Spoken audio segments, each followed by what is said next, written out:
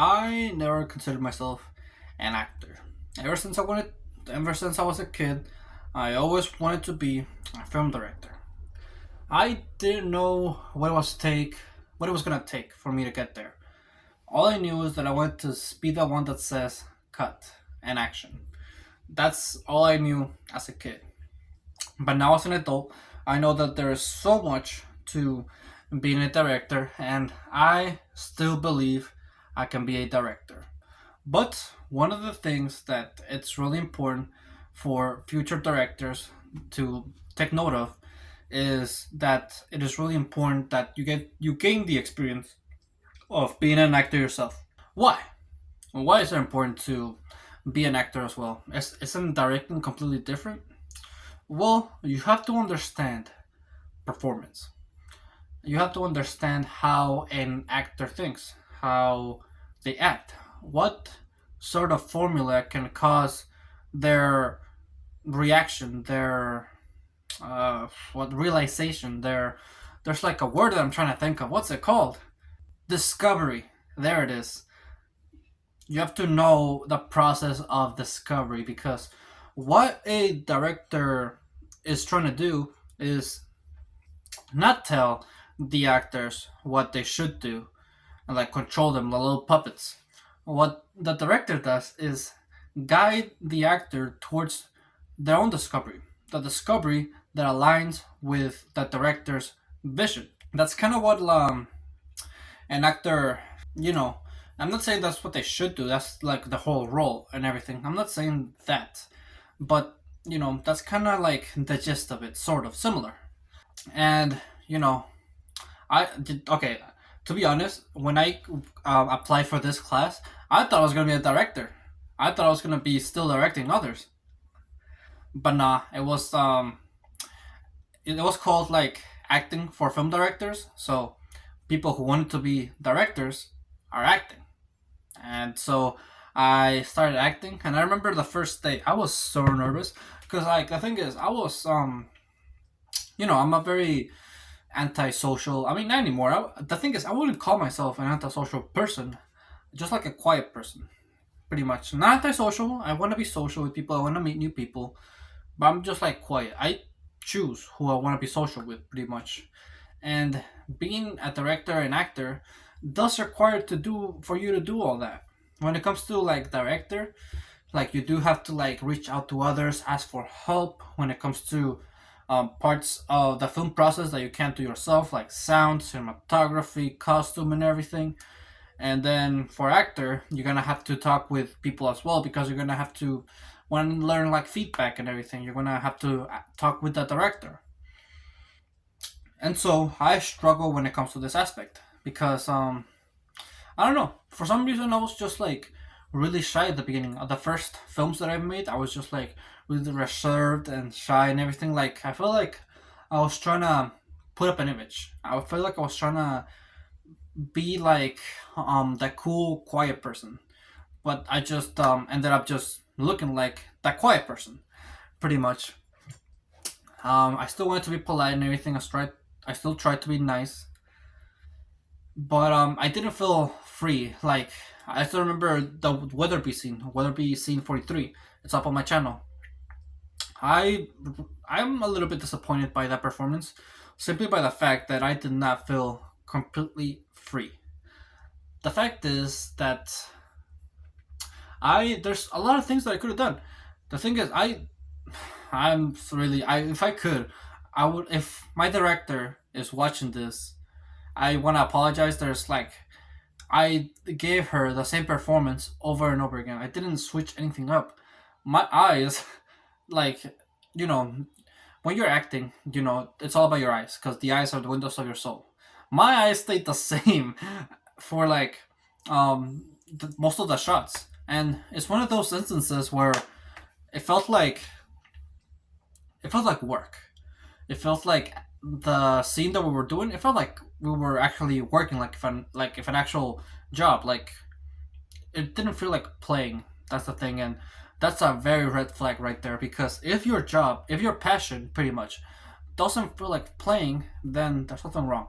There's something wrong with that because You should always love your passion. You should always love what you do. You shouldn't have to use discipline for it, pretty much. And when I walked out of this experience doing this film, I didn't take too note of it, too note of the fact that it required discipline, that I just wanted to leave. When I was on set, I didn't take note of that. I was just like, oh yeah, um, you know, this kind of work requires discipline, like all works, all jobs, pretty much. This was a huge mistake. I don't recommend you do this as well. Never see your passion as like a work, pretty much. You should see it as fun. That's one way in which you can be more free of yourself, more, be able to do whatever you want. Because that's like the best thing you can do to make acting easier. Just feel free. Feel like you can do anything you want on the scene. Because you are the actor. You're as important as like, or even more important, as like any role when it comes to the film process. And if you don't have fun with it, if you're just there for a paycheck, you just show up, it's not gonna be fun. It's gonna feel like work. You have to work with, and when it comes to this aspect, there's some things that like can get in the way of that. Like for example, you might not like the script, right? You might not think that it's a thing for you. And what I can say about this is the fact that just try to work with what you have. Don't see it like always have a positive mindset. This is also another tip that I could say to make acting easier, is have a positive mindset about everything. Don't think about like, oh, it's gonna be bad, it's gonna be shit because I don't like the story. That if you don't like the story, you yourself have the power to make it better. You can make the story better yourself through your acting, because your performance can shape the story. If your director likes your performance so much, he might like change the tone and maybe some lines of the script. It's okay. I did go off script a couple of times. Like after okay, so after scene 43, Weatherby, there was a midterm and then another scene that I did where I only had like 3 lines and everything. Didn't say much. And that's the one where I did really bad. Again, my eyes were still blank and wasn't showing too much emotion. That was bad. And then during the midterm, I did decent pretty much. I did show emotion. It was good. It was decent. But then we started working on another film, another script from the movie called Bridesmaids. And this was more of a comedy scene, so I guess it kind of gave me more freedom to do whatever I want. Because when it comes to comedies, you're kind of like improvising could be really ideal. It could take like just improvising. Improvising is always gonna be, it's gonna lead to something funny. And yeah, since I was like free to do whatever I wanted, to be myself, and that's something my professor said from my last day of school, that being yourself is something that is actually important to your acting, because even though you're pretending to be someone else, you're still yourself. You're still you. You can't change that. That like the movements, the things that you do whenever you act are specifically towards you. And there's a reason why people think that The Rock plays the same character in every movie. It's because his charisma, his character, still translates to different characters. Like he still brings that energy with other characters. That's what I'm trying to get at. And so, if I feel more free with myself, with the things that I do as my own individual, and if I perform that to the best of my extent, that could lead to massive results, because obviously the best version of yourself is the one where you're free, where the one where you can do whatever you want to do. It's same thing with like life in general. If you want to be like rich or anything, if you want to be like successful, if you want to be more social, high status, anything you set your mind to, you just gotta be yourself. But you gotta be the best version of yourself. Like you can't say, oh, the best version of myself is the one that after a long days of work, sits down and watches a movie. No, that's not the best version of yourself. The best version of yourself is the one that after a long day of work goes to the gym, comes back and records a video. Yeah, that's what I did today. I'm still wearing my uniform too. I just wanted to record a video today because I don't know. I want to be successful. I want to be the best version of myself because I know I can do great things. And the more you do things that makes you proud of yourself, the more free you can be, the more better as a person you can be if you're proud of yourself, if you're more comfortable showing yourself to the world. That's really all there is to it. And that's like the key thing when it comes to making acting so much easier. Like, forget like, structure or anything or like things that you have to do. If you're like, this is something that I cannot teach you, this is something that you cannot do right now. Because this is something you have to do for yourself. You are the only one who knows how to be the best version of yourself, how to be proud of yourself, be comfortable with yourself. You only know that. So for some people it's easier, for some people it's harder, but only you know the process that it takes for you to get there. Whew, I kind of went on a tangent right there. I didn't even look at my notes. I never keep doing this, but um, I guess I could tell you some things that could help you when prepared for a role. Again, keep in mind that you know being more confident with yourself is one thing, but there are some things that you could do to make acting your performance a lot more easier. Like for example, reading the script. You would think like that's obvious, right? You would think like that's an obvious thing to do, but it's not. First film that I made, the 30-second film, there was like half of the class did not read the script for that film itself. They only read the one part that they had to shoot. That's not how you should do things. You have to read the whole script. Remember, then also keep notes too. Remember your character's goals, their wants, and how, like, try to think of how you can describe that. Okay, so I'm gonna tell you my process when preparing for Bridesmaids scene 41. So for Bridesmaids scene 41, this is what I did. I read this whole script all throughout. Then in my notebook, I wrote down every scene in which my character was there, and then also where my character was seen interacting with the main character. Then after that, I analyzed each scene and I analyzed what he clearly wants in each scene. And then after that, I with those notes, I translated that to what my character wanted in the scene that I'm doing. And then since what he wanted was so obvious, what I did is like twist it a little bit. I also here I think I don't have my notes. God damn it! But I also wrote down verbs because verbs are like how you guide your actors towards the director's vision. This is something that you really have to take note of. It's really important. Verbs are your key. And also, something really important that I just remembered is the fact that words are like worthfully. Okay, I can't say it right, but they're like tips of icebergs. This is something that my professor also taught me. Really important because like words are like small things that can actually have larger meaning. That's why they're like icebergs. So that's why you also have to keep. Like I also analyzed the dialogue that went on in my scene. The dialogue from the person that I'm talking to, and then the dialogue that my character is saying.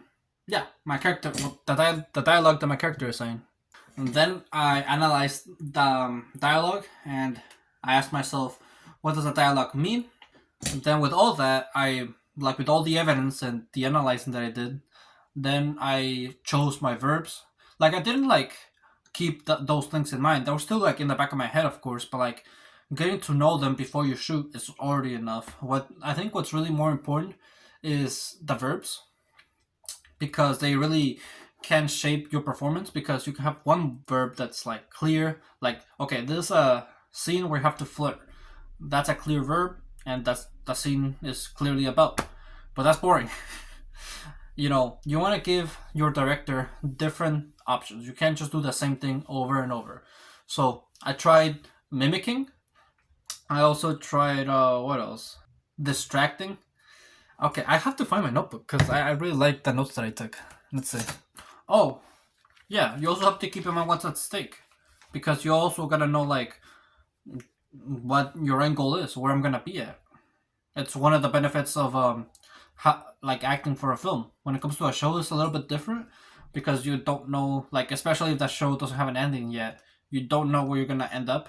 So yeah, remember what's at stake and where things lead, where things go. Okay, so these are the verbs that I chose for Bridesmaids Scene 41. I have test, seduce, mislead, play, mimic, lie. These are all like a variety of verbs that are completely different than just flirt, which is clearly what the scene is about. But following the verb, following what the screenplay is clearly indicating can be kind of boring because it's like the same thing. You're gonna give the same performance every time, and it's gonna be boring if you do that. So change it up, however you like. Use your imagination. This is something that I just remembered, and it's more of something for directors rather than actors, but it can still be useful, which is circumstances. Circumstances are like, you remind the actors of where you're at. Like, okay, you tell the actors, okay, remember, you're sitting on a cop car. Behind you, there's a mini mart. There's people walking by. You just remind the actors of things that are on the scene. And you can play this around as well. You can say things that are not from the script itself. When we're practicing, we also practice scene work during class as well. We'll take a scene that we would shoot normally for a film, but then we would just rehearse that during class with the actors also and directors as well.